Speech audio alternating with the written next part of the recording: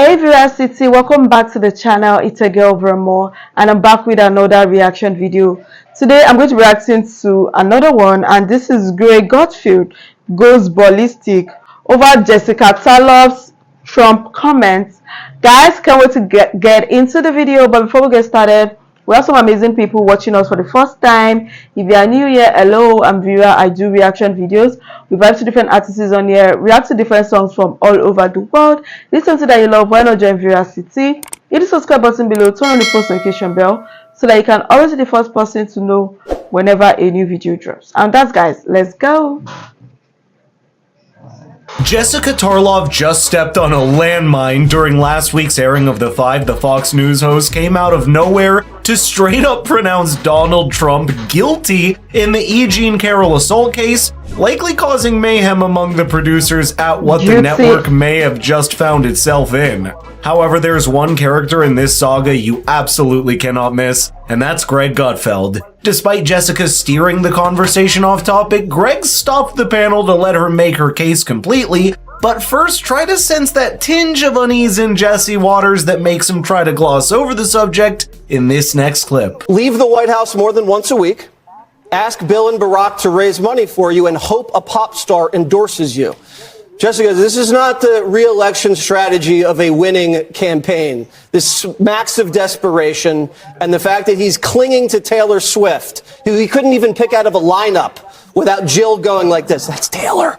Tells me everything you know about Joe Biden. Is the strategy to owe $83 million for defaming a woman that you sexually assaulted? I would love Taylor Swift's endorsement. Any politician would. But I like people like Kid Rock. Because that was the news from the weekend on that side. And then Joe Biden was 15 minutes endorsements to church. You know why that is? The current E. Jean Carroll case that Jessica just referenced has turned out to be a litany of back and forth defamation lawsuits between her and Trump, ballooning into tens of millions of dollars that Fox News absolutely does not want to get dragged into. And from a different angle, perhaps the network and host Jesse Waters understand where the loyalties of their audience lies, and someone on the panel asserting Trump's guilt in a contentious case like that is sure to come as a curveball to them. I actually would have liked the panel to do what Greg Gutfeld does next, being willing to listen to someone out of turn for the show and letting the audience hear it as well. Let's talk about that lawsuit then. Go ahead, Jessica. What are your thoughts?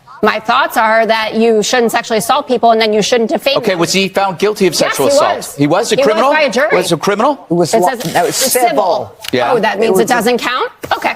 It means it's not a guilty verdict. Yeah. Okay. Anyway, it's always nice to bring something up that has nothing to do with the topic. It does. You said the campaign strategy. You know, just stop interrupting everybody.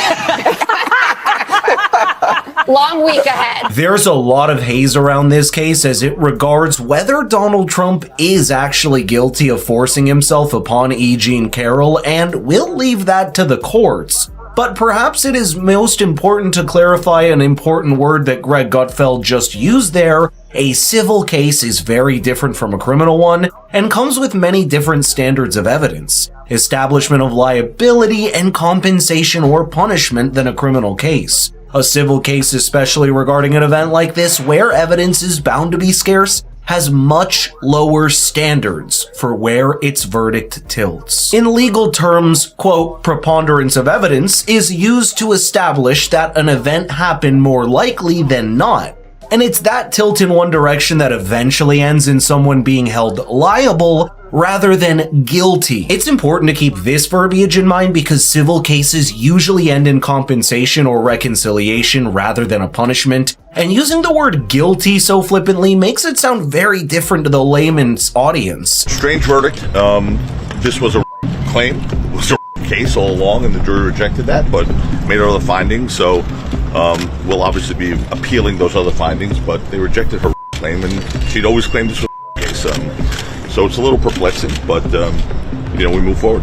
It's not just this fact that has complicated the case beyond what most people understand, but also E. Jean Carroll's older interviews, including those in recent times, that are confusing people on whose side they should really be on.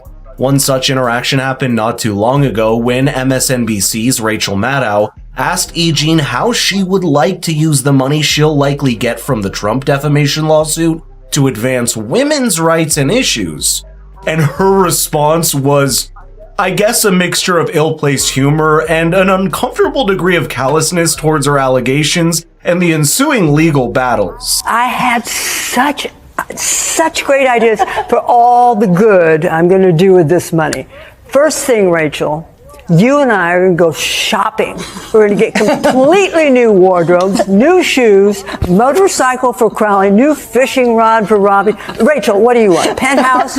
It's yours, Nothing. Rachel. Penthouse and France? You want France? You want to go fishing in France? No? Oh. All right, okay. That's a joke.